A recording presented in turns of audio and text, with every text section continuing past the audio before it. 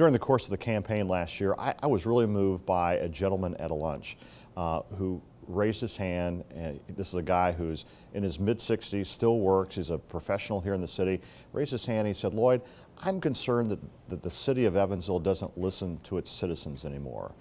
And that comment really struck me. It struck a nerve, because this was not someone who was trying to sell an idea of theirs, or not someone who was really bent out of shape over an action that city or county government was taking out. It's not that at the end of a fiery public meeting. He just thought that the city didn't listen. And the more I pondered that, I thought, you know, maybe we have a real opportunity here. Maybe we have an opportunity to reach out to the citizens and give them a chance to really help create a voice, a future for the city of Evansville. And that's how I kind of developed the idea of creating a citywide visioning session. Wonderful. And this came at really almost the same time that a group of people from Leadership Evansville and all over the community were talking about coming together, and what if we did the same process we do in our leadership retreats to gather diverse people and get their input and find out where they want to go. And the idea was really one of collaboration at that point, which is a very natural fit given Leadership Evansville. But the city government is not really built to lead a collaborative visioning session, but we can certainly promote it. And it's something I feel very, very strongly about. And the fact that Leadership Evansville and some members of the community were kind of thinking the same thing, it's just kind of the stars are really starting to align.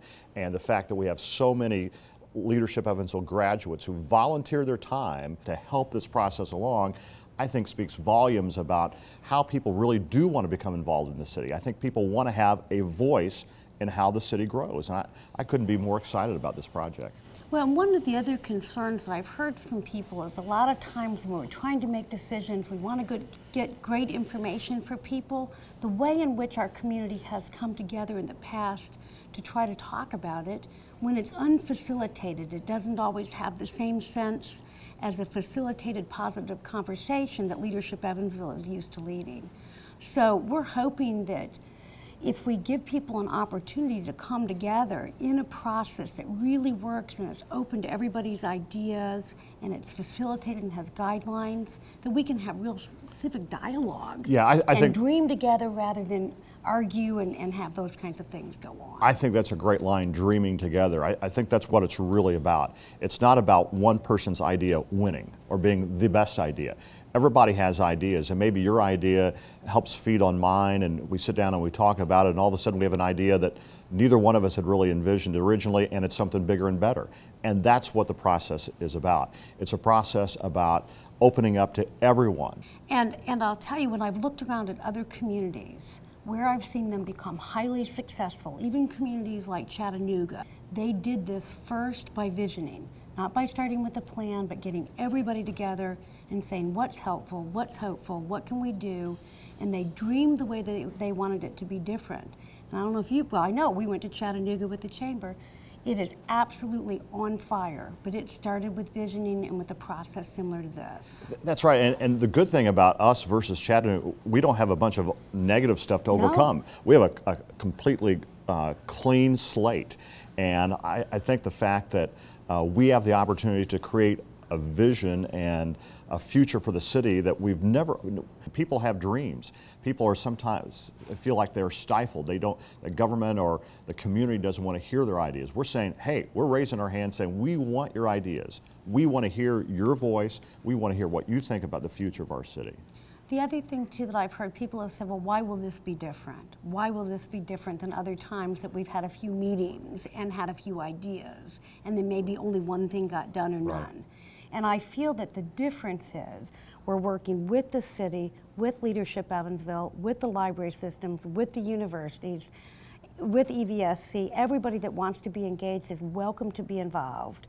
So I think that way our information is going to have more diversity of thought, more ability to then get the people who are dreaming and planning involved in implementing and making a difference. I don't see that this has a beginning and an end. I see this personally as an evolutionary process. We're going to go out and have all these visioning sessions and hearing from from the citizens of Evansville, but we want to come back and re-engage those same people to figure out how we can actually implement and execute the ideas that we've heard about, and how we can help those ideas grow even more. So I see this process as having a long life.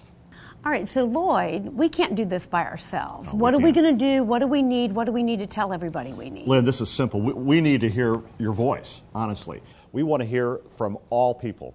If you have an idea about your street, about your neighborhood, maybe it's about the entire city, or maybe it's about all of Southwest Indiana, our region. Whatever your idea is, we want you to bring it to one or more of the listening sessions that are going to be held around the city. And we're going to have a civil dialogue. We're going to peel away the layers of the onion and hear the best ideas, and then we're going to re-engage you at a point down the road to see how the city can execute upon these ideas. We think it's a great opportunity to make our city go from good to great. We want everybody. And we're hoping that through this process, not only do we get vision and great ideas, we're going to build community, we're going to build servant leaders, we're going to build trust so that we can come together to work together to get some great things happening. On top of it, we've got loads of volunteer opportunities. So if you want to help, come to one of them, share your ideas. If you'd like to help, we'll get you signed up so that you can help make this process grow and grow.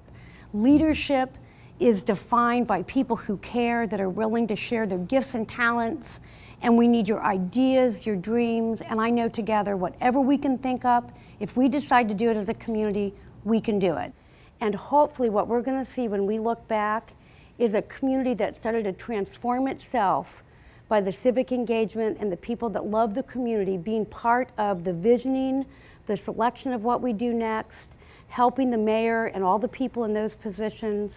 And I can see that that diversity could mean that there may be a young person from Evans School, a CEO from one of the companies, the mayor, and everything in between. Because when we pull people together, it will be every single person. So we must have you. You will help us create the future of Evansville by bringing your voice to our listening sessions. And I appreciate your commitment to help our city become great.